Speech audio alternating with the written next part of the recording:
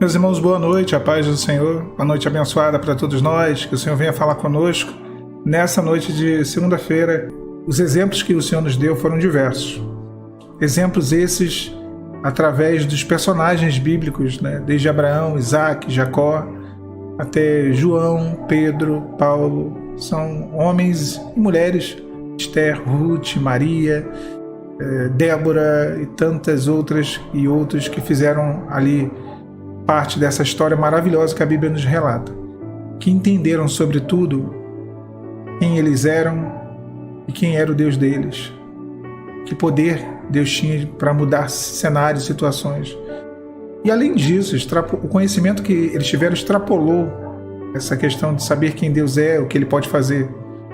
O que Ele pode fazer é muito maravilhoso, mas sobretudo o que Ele quer fazer, quais são os desígnios dEle, quais são os projetos, quais são os planos dele em nós e através de nós. Homens e mulheres que entenderam.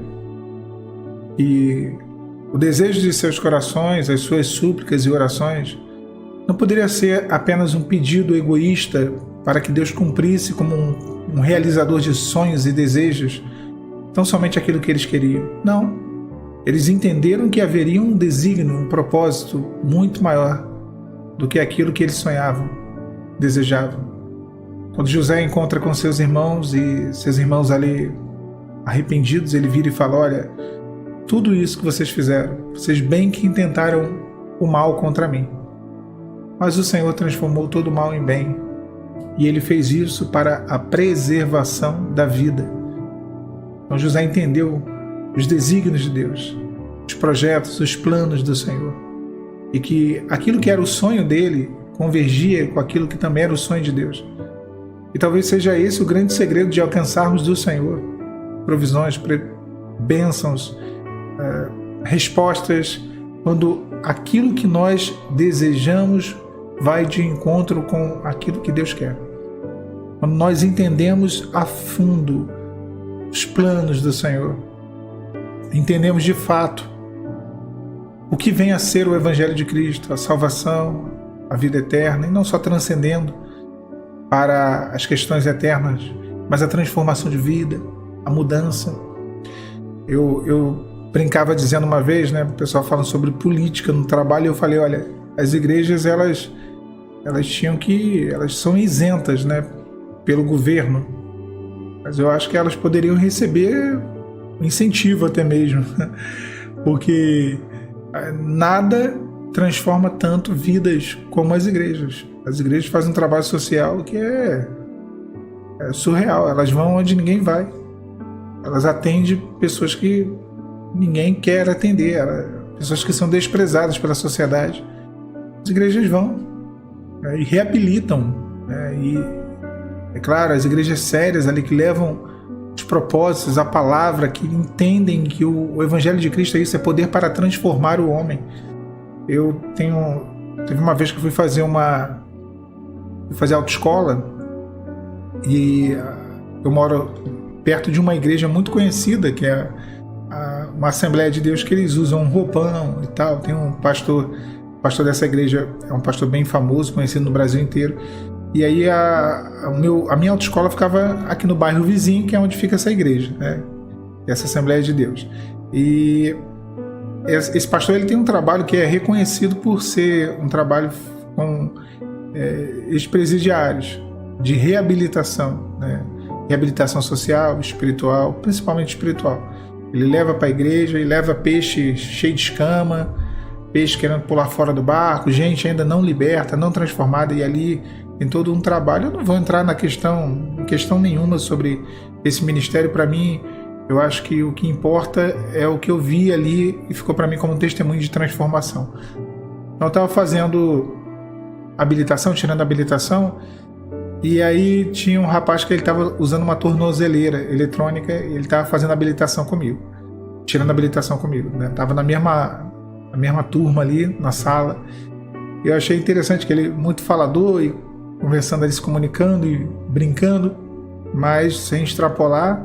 Eu via que já havia uma experiência de salvação, ele com um roupão, blusa social, manga comprida, fechada aqui, calça jeans, e em algum momento que ele sentou ali, deu para ver a tornozeleira e ele falou: gente, fiquem calmos, que eu já estou me libertando disso aqui também, tá? Isso aqui é uma colheita de algo que eu plantei lá atrás. Eu estou aqui na igreja do pastor fulano de tal, na igreja tal, que é aqui perto, e ele está pagando minha habilitação, e eu estou tendo uma experiência com Deus. Ele falou exatamente isso, tá? No meio da aula. E eu estou tendo uma experiência com o Senhor, uma experiência com Deus, estou sendo liberto, estou tendo uma nova chance de vida, e estou aqui. Eu quero que vocês me dêem um voto de confiança. Ele falou assim mesmo.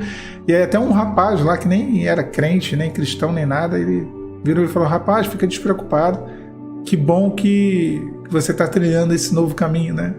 E depois até conversei com ele com calma e eu vi ali que experiência que ele está vivendo. Um camarada que estava envolvido com drogas, envolvido com roubo, com bandidagem, com facção criminosa, e foi alcançado, na verdade, pelo Espírito Santo, foi alcançado pelo Evangelho de Cristo.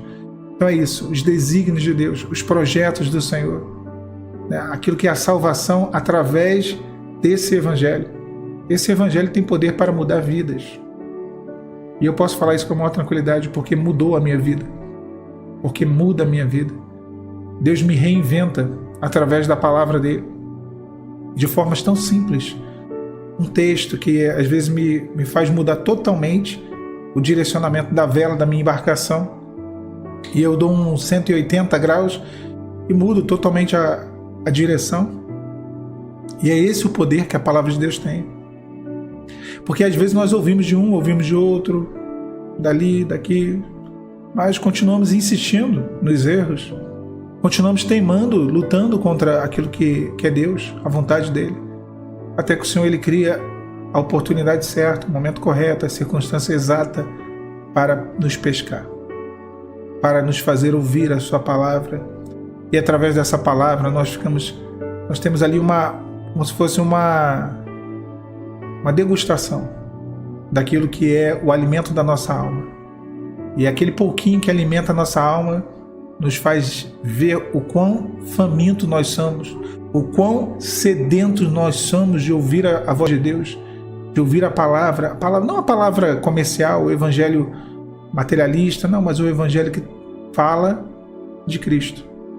O evangelho que, ainda que tenha sim uma abordagem para bênçãos, para dessa vida que tem dificuldade nenhuma, mas tem como centro a salvação, tem como centro a transformação, a libertação, a mudança, tem como centro o poder de Deus para transformar vidas. E isso, nossa alma é sedenta desse evangelho, nossa alma é sedenta dessa palavra, somos famintos, e o Senhor nos atrai. E eu, diariamente, eu continuo sendo alguém necessitado, não vou mudar, pecador como qualquer um dos irmãos, e não merecedor da graça de Deus, mas o Senhor vem e nos alimenta com uma palavra, nos dá um texto, nos dá uma mensagem, manda alguém, traz uma palavra através da internet, que seja, e ali naquele momento a nossa sede, ela vem toda novamente, nosso desejo de dobrar os joelhos, de orar, de clamar, de pedir ao Senhor uma bênção, de se relacionar novamente com Deus. E de novo, de ter os nossos sonhos convergindo com aquilo que são os sonhos, os desígnios e projetos do Senhor. Deus é muito Deus na sua vida. Talvez hoje você não entenda. Talvez você queira respostas, e muitas respostas elas não estão de uma forma tão nítida assim. Mas se você perceber bem, você vai ver que Deus já tem agido, que Deus já tem feito, que Deus já tem falado.